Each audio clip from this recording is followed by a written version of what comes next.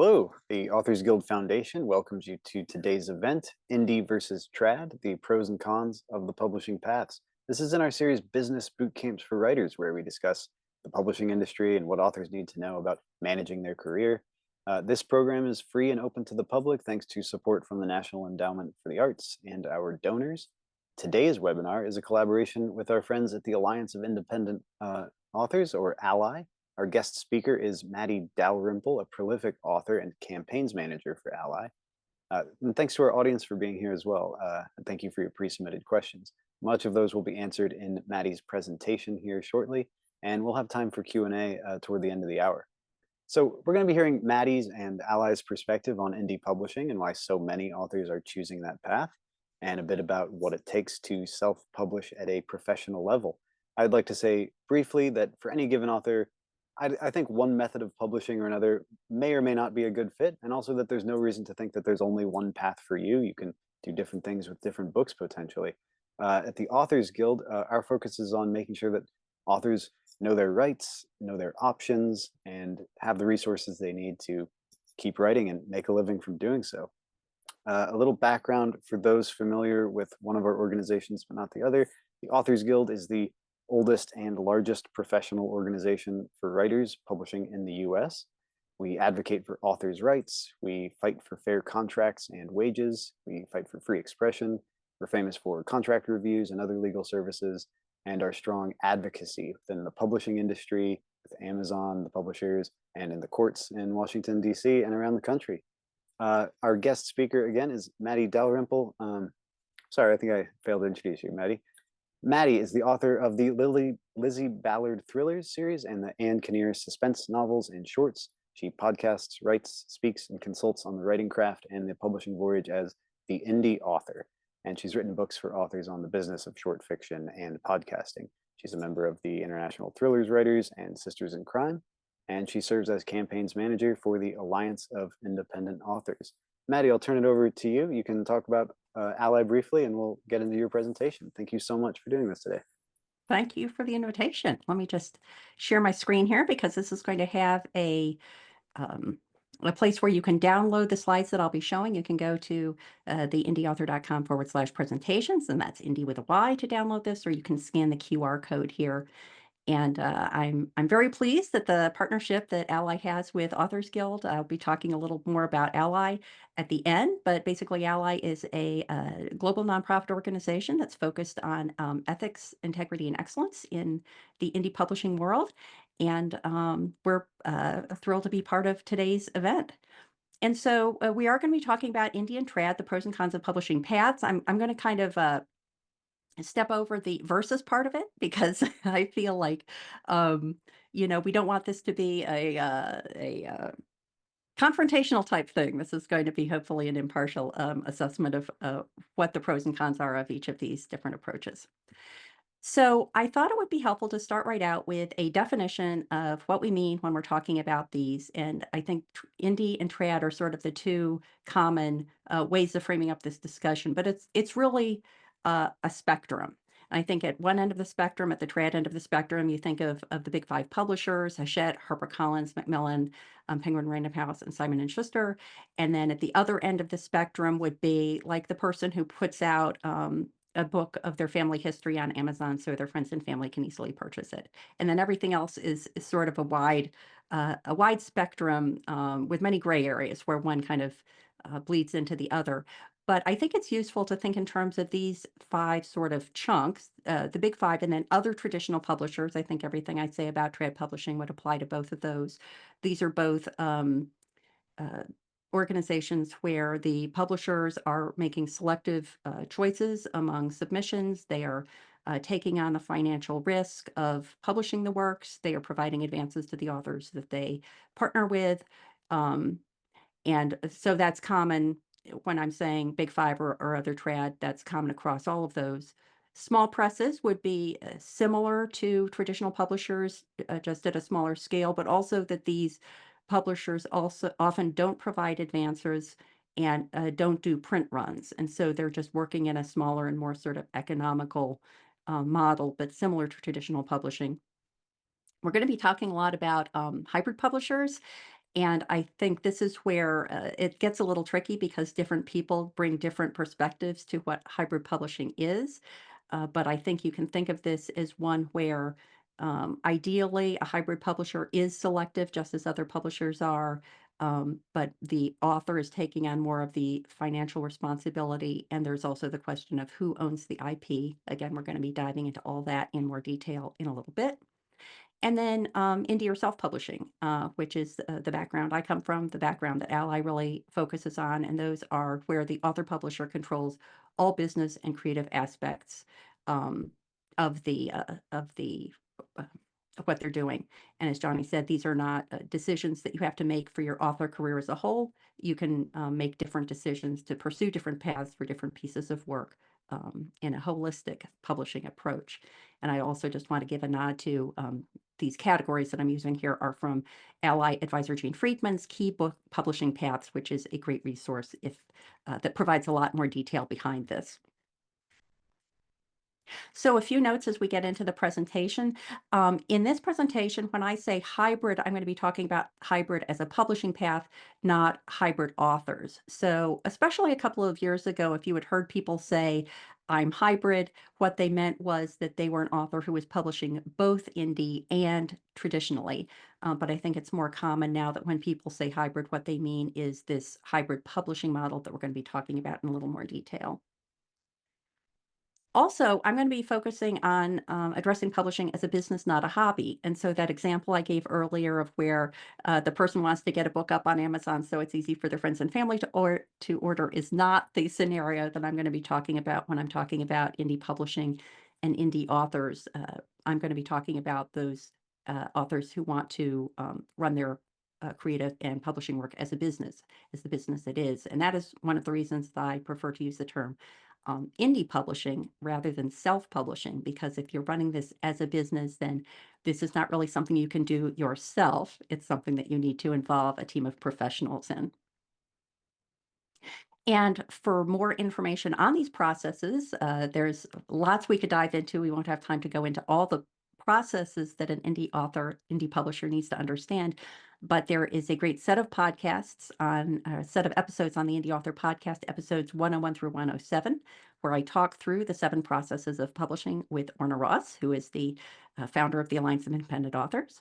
And I also want to direct people to 2 previous ALLi Authors Guild partnership efforts, where we talked in the Authors Guild Launchpad series about platform building for self-publishing authors and also marketing and promoting self-publishing books. That was 2 events sponsored by the Authors Guild, conversations that were moderated by Jane Friedman and involved me and the ALLi campaigns manager, or I'm sorry, the outreach manager, Michael Laurent. So if you're specifically looking for marketing or platform building advice, those are some great options for you. So what informs my perspective on traditional publishing? Here I am from an organization called the Alliance of Independent Authors, and I'm going to be talking about traditional publishing as well. So one thing that informs my perspective is one short-lived foray into pitching to traditional publishers. This was not only something that I was interested in for my profession, for reasons that I'll describe in a moment, but also as somebody who speaks on and podcasts on and writes on the publishing world. I thought, well, wouldn't it be cool to have a perspective, a first-person perspective on both of these paths? And I'll be describing why this was not a endeavor that I continued with after that one foray. Also, I've been able to have tons of conversations with traditionally published authors about all sorts of topics, but in some cases specific to their own publishing path choices. Many of these are authors who have experience in both indie and traditional. So you can see some examples here of authors I've spoken with: Pamela Fagan Hutchins, Isabella Maldonado, many others who have that perspective and can share information with me and with my podcast listeners about the pros and cons of each. I'm a follower of ALLi advisor Jane Friedman's great resource, The Hot Sheet, a periodic email newsletter that she sends out that covers both indie and traditional, but gives great insight into the traditional publishing world. And also, this year is my 3rd year as a judge in the Writer's Digest short fiction contest. And I'm going to be talking a little bit about why I consider this to be a legitimate perspective into my understanding of traditional publishing. So I have uh, tried to boil down all my learnings, all my understanding of both traditional and indie publishing into some easy to remember um, terminology. And so I came up with the B's of traditional publishing. And here I'm going to say that I'm just speaking from my own experience. The opinions I express are not necessarily those of ALLi. I don't know that they're not necessarily not, but these are just my perspective on traditional publishing. And why would anyone want to pursue traditional publishing path? So one is bragging rights, and I just call it bragging rights because it starts with a B, but this is not intended to demean this goal. Getting a deal with a traditional publisher is indisputably a great resume builder, especially if you are looking to have your book be an entree to other opportunities like speaking engagements or consulting. Being able to say that you were published by one of the big five, for example, is not only super cool, but a super good business reason to pursue that path. Bench strength. So by this, I mean that if you go with a high quality, reputable traditional publisher, then they are going to have a team, a bench of experts in different areas. So you're going to have access to um, editing expertise. You're going to have access to marketing expertise. You're going to have access to people who know all about social media, how to crunch the data that's coming in that they're getting across a wide variety of authors. And so you have all this team working for you. I would say that a consideration here is that a team of experts means more gatekeepers. So you could have an entree into the traditional publishing world because you attract the attention of someone in their editorial area. But if now that person speaks to the head of their marketing department and the marketing department head doesn't see a way of marketing your book, then it's just another level of gatekeeping that you're going to have to get through to pursue the traditional option. So brick and mortar bookstore shelves. So I include this because among that bench strength of people, among that team that traditional publishers have, they have people whose job is to go out and promote their books to bookstores, to promote, uh, to get their authors' books on those shelves. Um, but it's not guaranteed. And so, interestingly, I was speaking with Leslie Penelope on the Indy Author podcast. She's someone who's been very successful in both indie and traditional publishing. And she said something that I thought was very revealing, and that is that the indie author's client is their reader, the publishing world's client is the bookstore.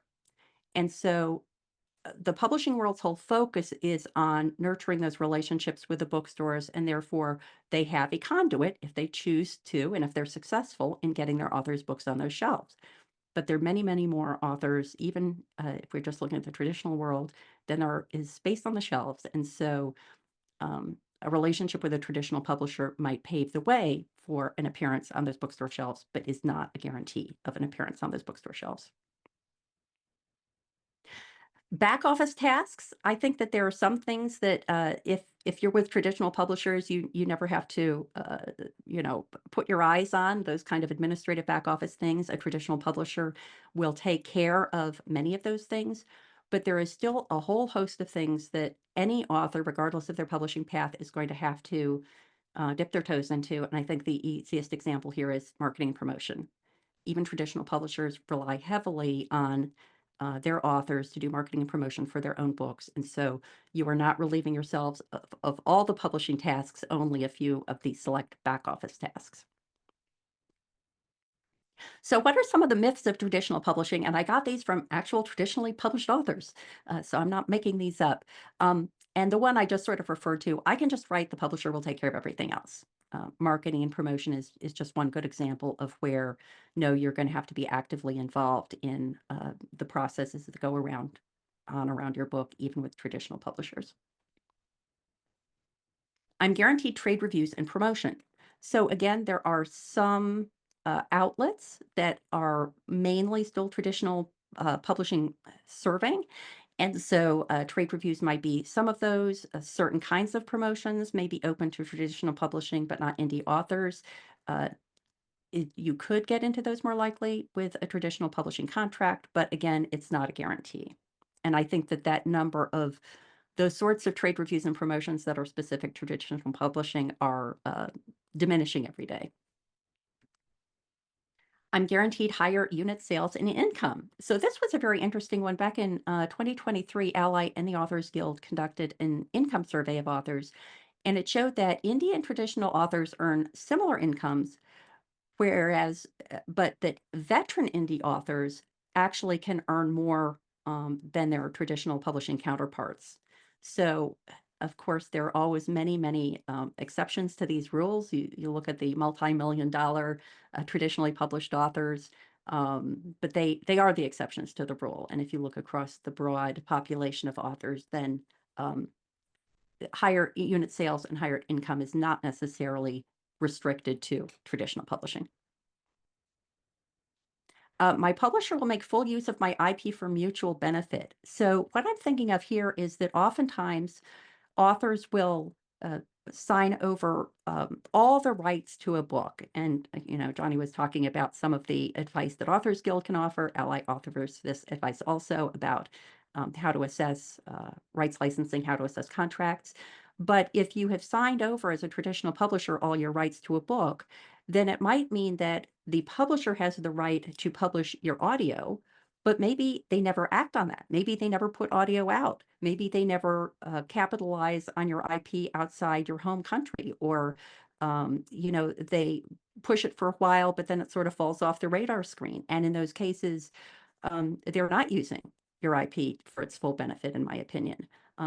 And so a publisher's attention is somewhat cyclical. And so once you fall out of that cycle, or once you fall out of their focus, like if they're print focused, maybe you'll never see your book in audio. So it's very important to be aware of what the terms and conditions are of any contract you sign. And then I'm guaranteed a partner for my career. It's always heartbreaking to me to hear from authors who have signed a deal with a traditional publisher. Could be a very reputable, very ethical publisher, but perhaps they go out of business, and now the author's sort of stuck. The publisher still owns their IP, even though they're not in business anymore. And it's business like any other, and so you can't necessarily be guaranteed that the person you partner with is going to be around for as long as you would like them to. So, all that being said, here are the two things that I think are the biggest challenges of traditional publishing. And the first is quality is necessary but not sufficient. And here's where I want to loop back to the comment I had made earlier about my perspective on traditional publishing is informed by my experience as a judge for the Writer's Digest Short Fiction Contest. So I've been doing this for 3 years, and my assignment as a judge is that I get hundreds and hundreds and hundreds of entries. Fortunately, they're very short, so that helps. But like last year, I got 700 entries, and my assignment was to pick my 15 favorite.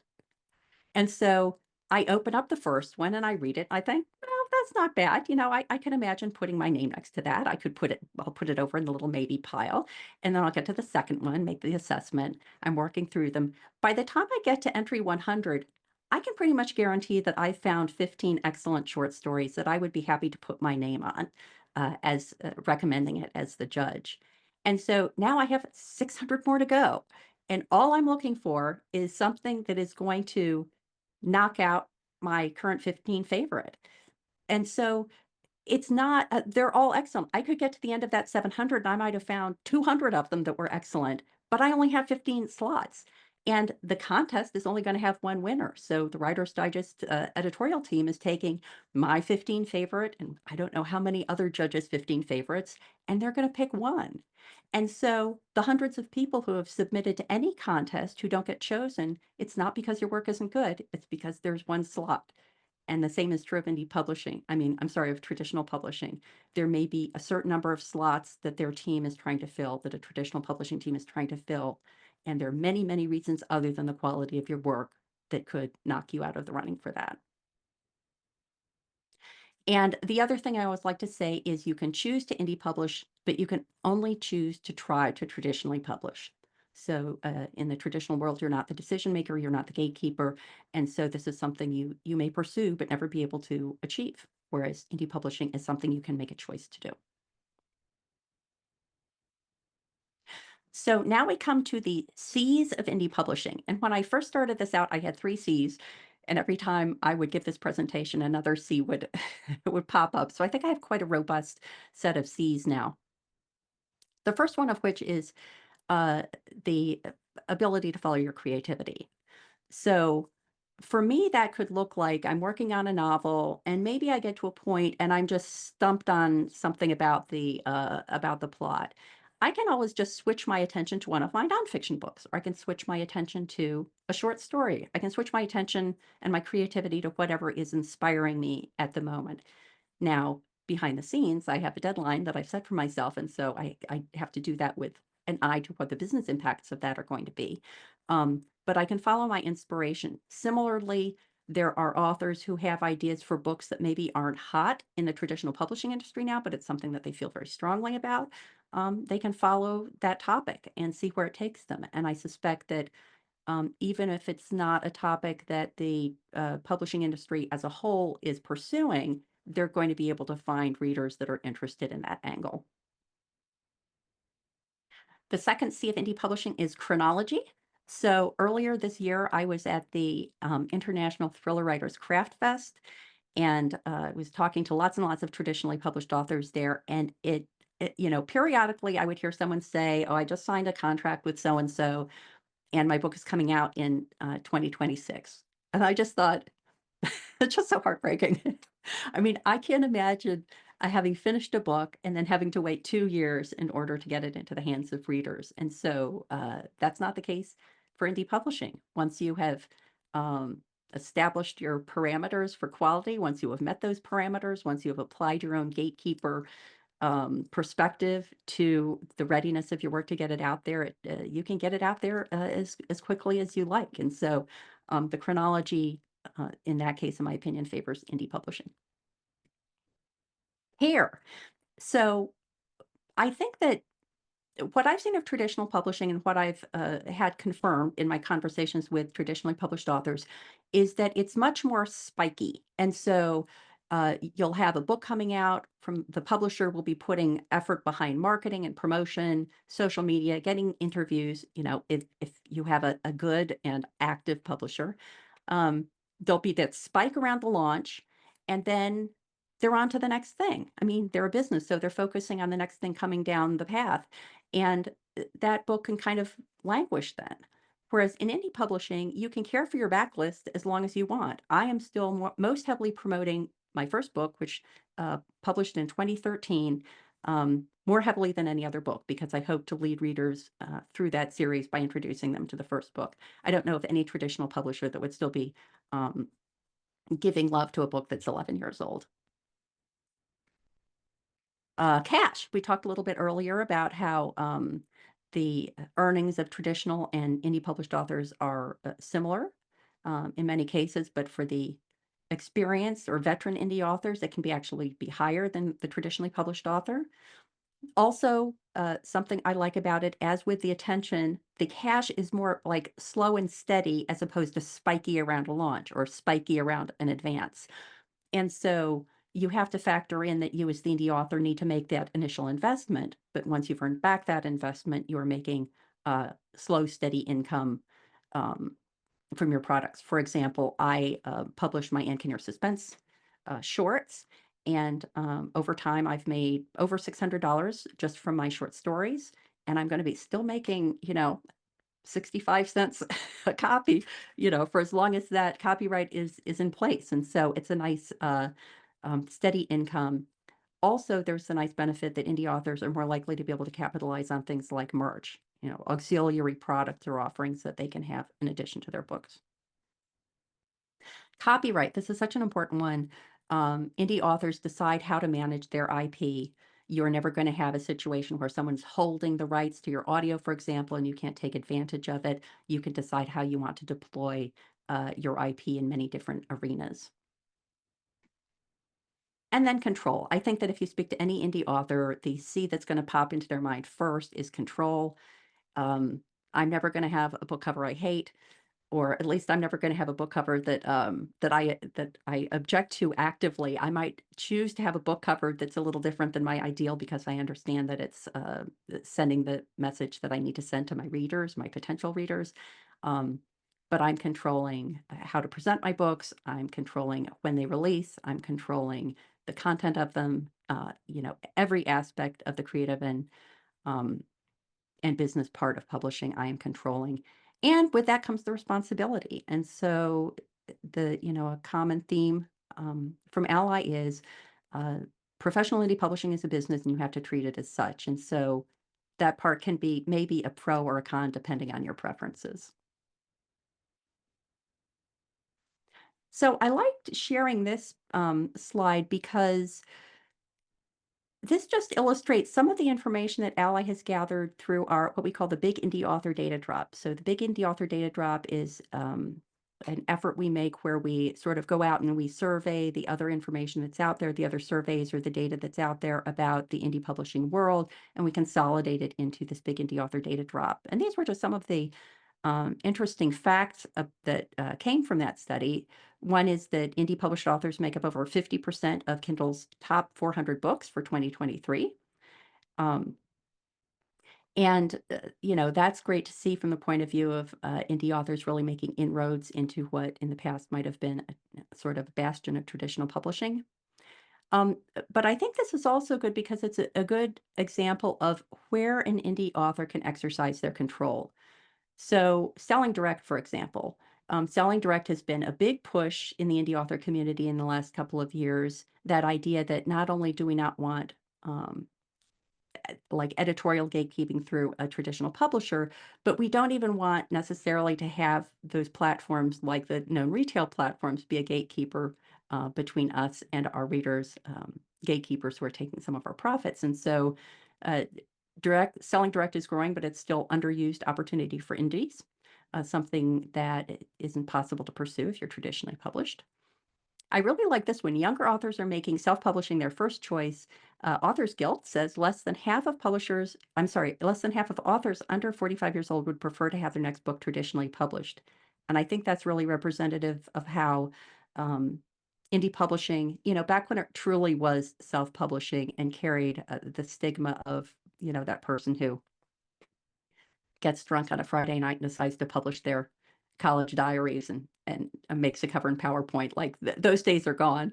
And so the fact that younger authors are really seeing indie publishing as their first pursuit, I think is a great testament to the fact that the true pro indie authors and indie publishers have turned that stigma around and have illustrated by our work that we can put out work that is just as good as what is coming from traditional publishers. Um, Another thing that is a great area for indie authors in terms of ability to control is Gen Z are reading a lot in paperbacks. So there's this period of time when I think a lot of publishers of every stripe were saying, "Oh well, with the e-reader, print books are gone, but there's still a super strong demand for print books, something that indie authors can decide to pursue if they want to. Gen Z readers love libraries, and so we can capitalize on the relationships we can form with libraries in order to get our books into readers' hands. And they want diverse stories. And so earlier, when I was talking about creativity and how indie authors can pursue the creative outlets that they're most interested in, then those kinds of diverse stories are a great option for indie publishers. So with indie control comes challenges. So the buck stops with you. I mean, again, this could be exciting to some people and it could be sort of alarming sounding to people. Um, you are both the creative director and the business manager and the editorial arm of your indie publishing enterprise, and so you need to be willing to take on those challenges. I think a very important um, message that I like to get out to people who are considering indie is that it does not mean there are no gatekeepers. It means that you have to be your own gatekeeper, which can be a challenge sometimes in order to step back from a work you've invested your heart and soul into and now be able to look at it from an editorial or a marketing hat and say, is this really ready for the hands of readers. If I'm a professional at this, is this something I'm going to be comfortable turning over to people? So in every aspect of the publishing process, the buck stops with you. And being your own gatekeeper is an important part of that. You need to be conversant in all aspects of the publishing process. And these are the 7 processes of publishing as ALLi defines it: editing, design, by which we mean both interior design of the book and cover design, production, distribution. Those would be things like, do I want to put out ebook and large print and regular print and audio? Those are some of the business decisions to make there. Distribution would be, how do I want, what mechanisms do I want to use to get it into the hands of readers or to get it onto the shelves of retailers, virtual or actual. Marketing and promotion, as we talked about, that's something that I think all authors have to be conversant with, regardless of their publishing path. And rights licensing. Johnny had mentioned that earlier, that this idea that as an indie author, you have opportunities for licensing beyond just the book. You know, you might have a fantasy book and decide you want to make a game out of it, and licensing the rights to a game creator could be one of those opportunities you pursue. And again, there's a great overview of each of these in episodes 101 through 107 of the Indie Author podcast. And you need to approach your publishing work as the business it is.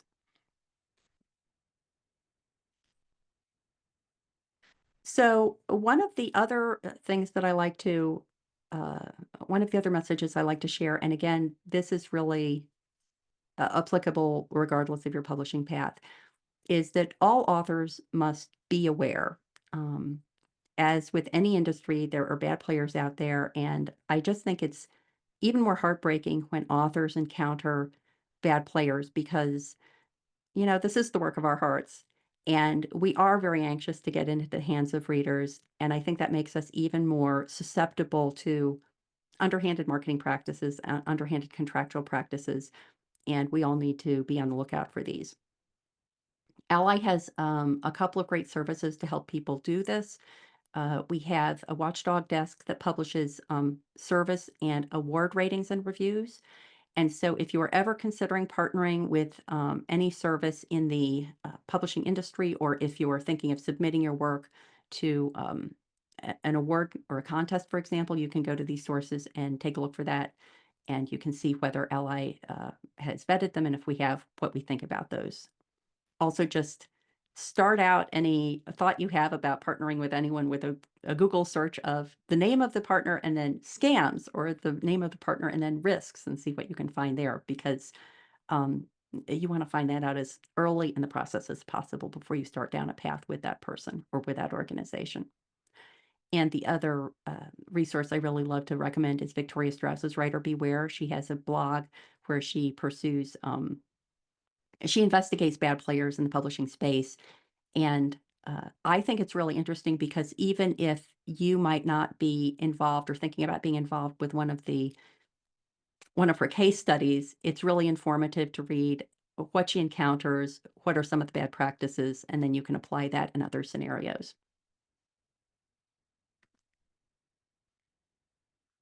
And so I know that there was a lot of interest in people finding out about hybrid publisher offerings. And so I wanted to loop back to that, especially in the context of authors being aware. So this is always tricky to talk about because my my speculation is that the concept of hybrid publishing started out to fill a very legitimate niche. And so if we think back to that spectrum I showed you of from the big 5 traditional publishers, you know, through to single indie author publishers, we have the traditional publishers who are providing selectivity. You know, they're only choosing to partner with a certain small percentage of the people who submit their works to them. Um, they are taking on the financial risk of uh, that relationship. They're paying advances to the authors that they partner with. And those are sort of, you know, the key characteristics of that. At the other end of the spectrum, the indie authors, they are taking on the financial risk. They are uh, having to be selective about their own work, and they're earning money over time. I think hybrid publishing probably came about because there was this recognition that there's a niche in between there that is publishers who still um, intend to be selective, but they're not going to pay advances in the same way that small press publishers don't pay advances. And in fact, what they're going to ask is that the author shoulders the financial burden. And so, in exchange for the hybrid publisher managing the publishing process, they're earning their money by the fees that an author pays. They are not earning their money by the sales of the books that they are publishing. But I think the tricky thing is that over time, this niche, maybe more so than any of the other niches in that spectrum, became an opportunity for bad players. And so there were people who were claiming to be selective, but perhaps were not, were operating, um, were just operating as the service provider, let's say, but they were not really service providers. So I think that's another good distinction to make, that um, there are hybrid publishers who should, if they're ethical, be making selections about who they publish, as opposed to a service provider is not making any claims of selectivity. As a service provider, if I want to have my fantasy novel edited and I go to a service provider who provides editing services, they're not going to say, "Oh no, I don't think your book's good enough." They're gonna do their best to make it a better book for me, and so there's no selectivity there. But this fact that it was in this sort of hazy area between traditional publishing and indie publishing, I think has left it open to some mistreatment by bad players. So here are some of the things that I recommend people keep an eye out for if you're looking into a hybrid publishing partnership. So one is, don't be drawn in by the hype. If you go to some of the less reputable organizations that are billing themselves as hybrid publishers, it's all, we're going to get your book on the bestseller list. We're going to make you, you're going to sell tens of thousands of copies of your book. You're going to make millions of dollars on your book. No publisher is going to promise this. It's irresponsible of anyone to do that. So sort of the more overwrought the languages that they're using in order to promote their that partnership, that is definitely a red flag to watch out for. Don't be fooled by claims of selectivity. And so a true reputable hybrid publisher is only going to be uh, agreeing to work with some subset of the clients or the potential clients that approach them. Um, in many cases, they're not. In many cases, they're strictly acting as a service provider. And again, there's nothing wrong with being a service provider as long as you're open to the fact that that's what you're doing. Um, I think that another red flag here is if the hybrid publisher doesn't position themselves as an expert in a particular area. And so I've spoken with people who've worked with hybrid publishers who've been very happy with the results, where that hybrid publisher focused specifically on business books, books for sort of the corporate audience. And they were experts in that. They understood it. They were picking the people who came to them that they wanted to continue a relationship with. Um, but in a lot of cases, this is just a clearinghouse for bringing in more and more payments from the authors who want to uh, have these services. Beware of signs of high volume cookie cutter operations. And a great example of this that I read in one of the articles is watch out if they have live chat on their website. Because if you have live chat on your website, it's sort of an indication that you're working in a high volume environment, right? Like this is something you expect if you go onto, I don't know, LL Bean or something like that. But a true publisher, like the idea that there's somebody behind the live chat that's going to be answering your questions, is probably a sign that all they're doing is going for volume. They're not really going for quality. Assess the quality of their past work. And so if you approach or you're approached by a hybrid publisher, then find out the other books they put out there and take a look. I mean, on the one hand, we want to think that somebody who has publisher in their name understands how to make good and brand right covers, but sometimes you look through the lists and you see that that's not the case. If you go onto a retail platform and you open up the look inside and you have typos in the first couple of pages, that's not a good sign. It's not like their quality is going to get better when they take you on. So another red flag to watch out for.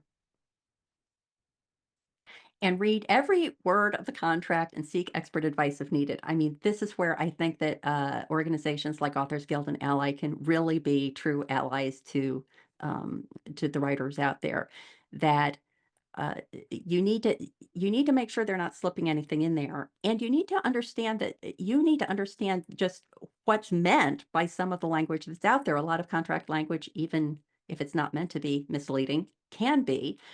And so if you can go to expert organizations like Authors Guild and ALLi, then we have people at our disposal who can say, "Oh, you know what? That sounds benign, but it's really not. This is what you're really signing away."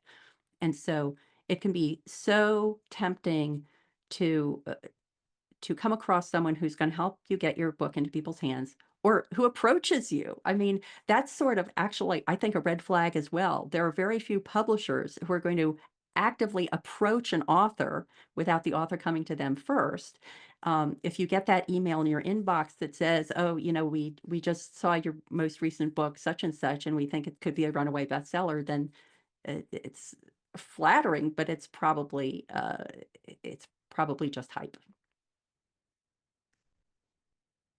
And I think that the underlying thing here is that if you go with a hybrid publisher, you're paying a premium for work that you could, I see that something got dropped off, or that you could do yourself for less.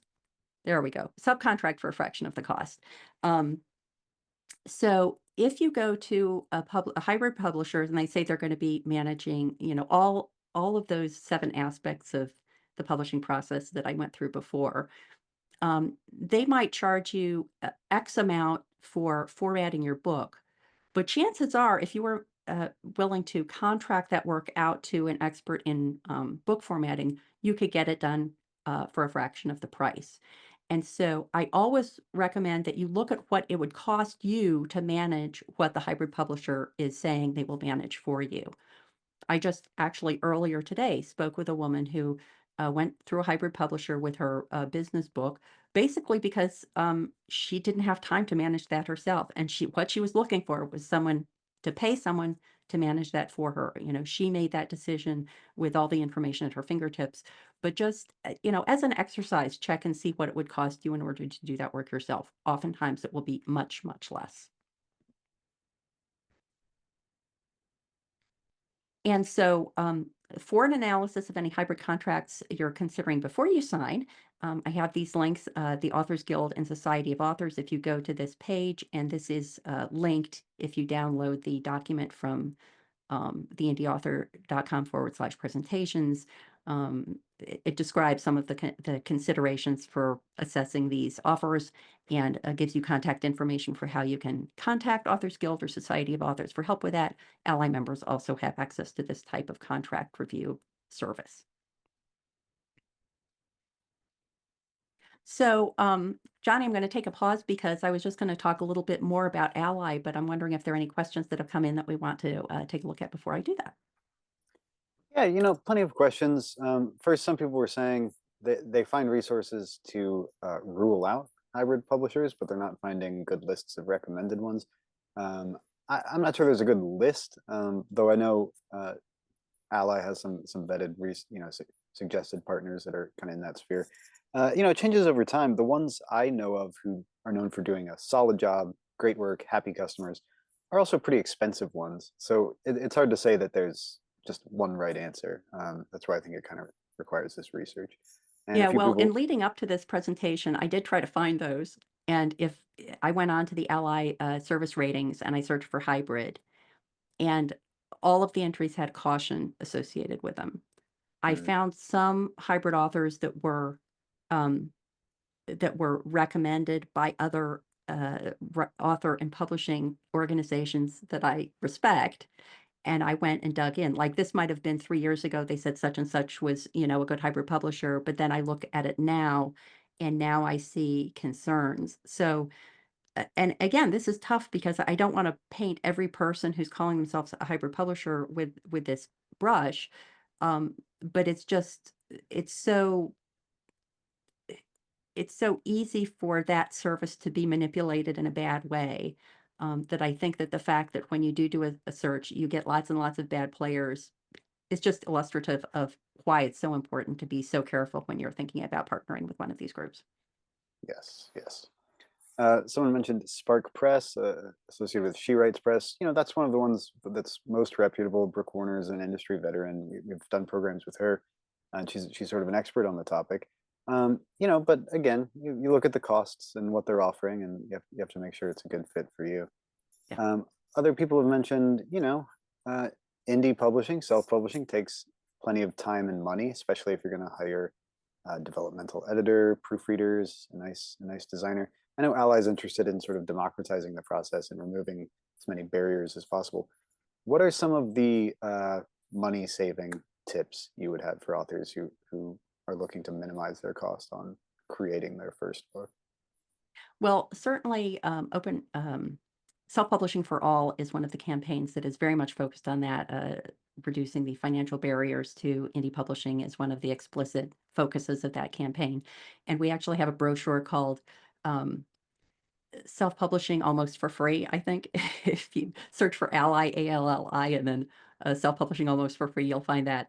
And the general theme of that is that you should start out doing whatever you can with the resources you have available. And so maybe out of the gate, that means that you're spending $25 on Fiverr for a cover and you're only putting out ebooks.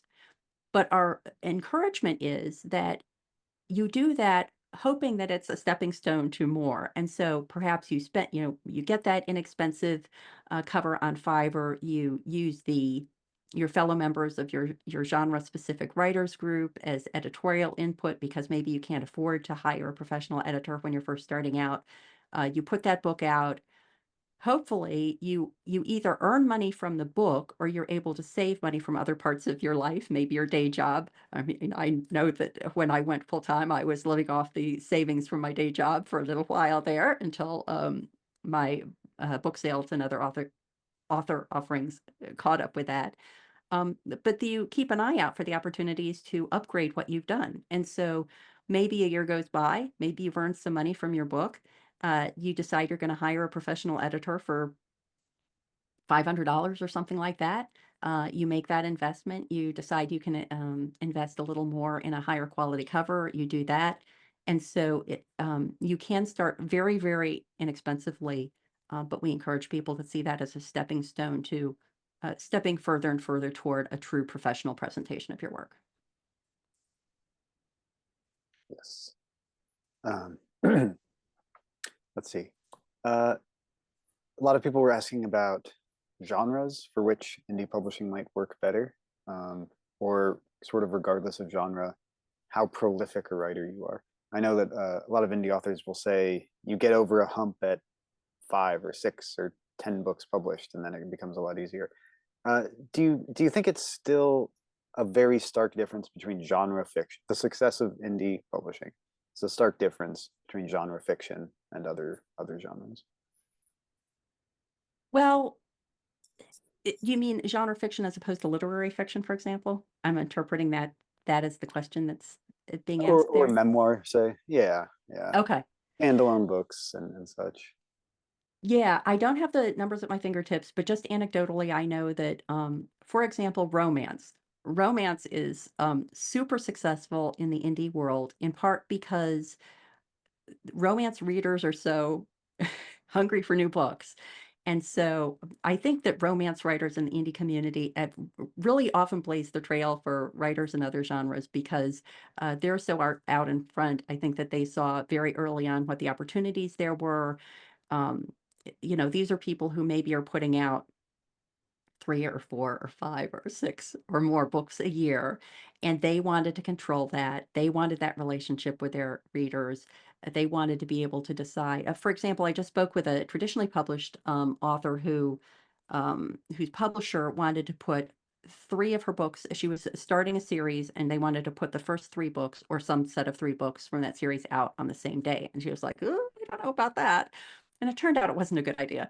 Um, but romance writers who have this are often hugely prolific, are looking for the opportunity to be able to control those kinds of scheduling considerations themselves. I know that fantasy and sci-fi are also very big, largely represented in the indie community. I think in some cases that's because there are so many spins you can put on those genres, and they are not ones that traditional publishers are necessarily well equipped to understand how to market or to edit for that matter. So they can be very successful. The thriller or the crime fiction area, which is what I'm a part of, is obviously very well represented in traditional publishing. But I think that there's room for plenty of room. There's clearly plenty of room for crime fiction authors in either of those options. So, uh, yeah, I think that the more outside the bounds of what's already out there a genre is, then the more it lends itself to indie publishing because you want to be able to be setting your own goals, your own marketing, reaching your own audience in a way that traditional publishers just aren't set up to do. That makes sense. And everybody has different expectations for how they define success. Um, Yes. I'm Yes. sure putting up a lit fic novel or a memoir, and you're not on social media, and you don't have a lot of clout to advertise the book right away. It is unlikely that it's gonna sell well, but that's true of a romance or fantasy book as well. If you don't do a lot to promote it, right? Yeah. Um, In any of this, there are no bad goals or bad plans. There are only misaligned goals and plans. And so, if you want to retire on your earnings from your books, then if you think you're going to put up an ebook on Amazon of your family history, it's right. unlikely to happen.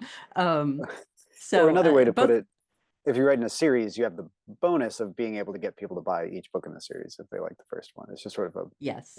there's that easier path if you do write in a Yes, series. certainly the recommendation is very commonly that if you're looking to make a financial success of your work, then series are very beneficial in that way. A few people asked about picture books, and which I know can be a little more difficult for print on demand and things like that. But other people were asking about children's books in terms of getting into schools and libraries, which can be more difficult for indie publishers. Um, is much changing on that? I know ALLi is an advocate for including indie books throughout the book world. I've heard varying things myself. In some cases, certain magazines, for instance, just do not review self-published books, and they don't sound like that's going to change anytime soon. But other people are opening up to it more. What's your sense on that sort of thing, like school and library market? Yeah, we'll certainly open up to indie authors as one of the ALLi campaigns. And I can't speak from personal experience to children's books, but I do think that you had mentioned libraries, which would certainly be an important outlet for children's books.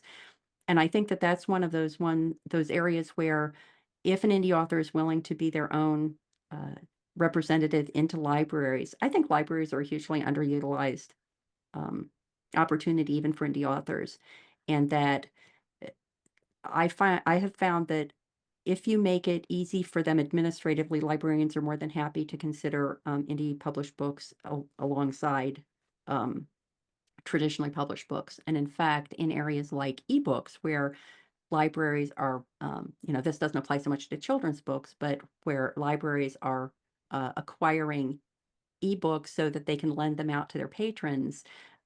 Indies have a big opportunity there because, for example, I sell my ebook novels for $6.99, but I sell them to libraries for $29.99 because the library understands that many people are possibly going to be making use of that copy if they're getting it through a library. But my books are still way, way less expensive than traditionally published authors in my genre. So um, I do think that for books for any age group, libraries are something that people can pursue.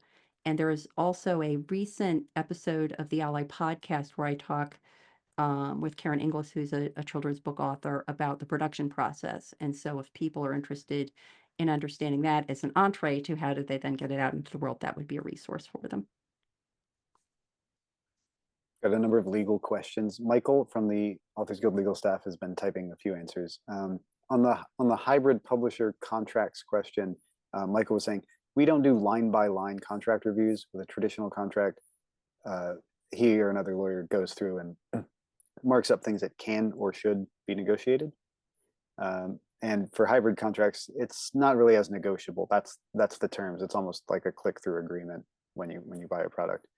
Um, but they will talk with you about it and give you their opinions on the contract that you've been offered, and they see these hybrid contracts regularly, so they know what's generally good and bad and can advise you on that. Yeah, I would also just suggest to people that if they take a contract and they plug it into something like ChatGPT, or if they don't feel comfortable using ChatGPT as a platform that scrapes data from everywhere, there's also a Google product called Notebook LM. You can upload a contract to Notebook LM, and it will only be looking at that. It's not sharing that information anywhere else electronically. Um, but you can ask it questions like, "Does any of this look weird to you?" And I wouldn't stop with whatever it comes back with, but it could be really good input to a further conversation with an actual human professional and saying, like, I don't know, based on my understanding, this seems weird. Do you agree? And so it can be a nice interim step. And also just it can help explain what contract terms mean, because even the most reputable contracts are often pretty difficult to understand, and it can be a good tool to use for that. Uh, Someone asked if a book is selling moderately well and you would like a traditional publisher to approach you so they could publish a new edition of it. Maddie, you and I talked about this previously. My stance is that you maybe need to reevaluate your options. If traditional publishing is the only thing you're really going to be happy with, then that's something you maybe should consider striving for. But at the same time, there are stories of self-published books getting picked up. Do you want to talk about that a little further? Yeah, the only specific example that I have to share is Leslie Penelope. I may have mentioned her before. She was a guest on my podcast, and she has been very successful in both the Indian traditional worlds. And in fact, a traditional publishing company approached her because they wanted to publish one of her series. She even ended up like, we had a conversation about how much did they change it when they took it on. I said, "They probably put new covers on it, right?" And she said, "No, they liked the covers, they kept the covers." But through that whole conversation, the topic she kept coming back to, the point she kept coming back to was, "I don't want anyone to hear this and think that this is like a business plan." Because she said, "This was just lightning in a bottle. I'm the only person I've ever heard of that this happened to." And so, can it happen? Yes, there's an example right there when it can happen, but put yourself in the position of traditional publishers. Like, if I were a traditional publisher and someone had a very successful series or a very good book, like that person has already put their mark on it. There's a certain brand associated with it. There's a certain level of editing that's gone into it. And if I'm a publishing business, I don't want to inherit that. I want something new that I can help mold to my understanding of what the market is looking for, what readers are looking for. And so, is it possible? Yes, but I think that my recommendation instead would be if you're having good success with an independently published book, then write another book that is capitalizing on those strengths and offer that to a traditional publisher because there's no reason you can't do both. You can, continue with your indie publishing with the first book and look for a traditional publisher for the second book. That would be my recommendation. That's great. There's so much we haven't covered, but we can always meet up again. Maddie and I will put together some links that I think everyone would like, and I'll send an email follow up to everyone who registered for this event today, along with the link to the video. Maddie, thank you so much for making your slides available for download. That's just handy and also very accessible. So that's great. Thank you for that. Cool. Everyone here, please feel free to get in touch with me. You can email support@authorsguild.org. And the Alliance of Independent Authors is easy to find online. Um, Maddie, do you want to share anything else? No, I would just encourage people to check out both our organizations. ALLi offers lots of great benefits to its members. I'll just put some of them up here so that people can take a look at it. We've talked a little bit about the legal and business advice, but I'll just throw out, among other things, a great community of team members, fellow members, experts, our advisors to help answer any questions you have about indie publishing. Thanks so much. Everyone, take care. Thank you.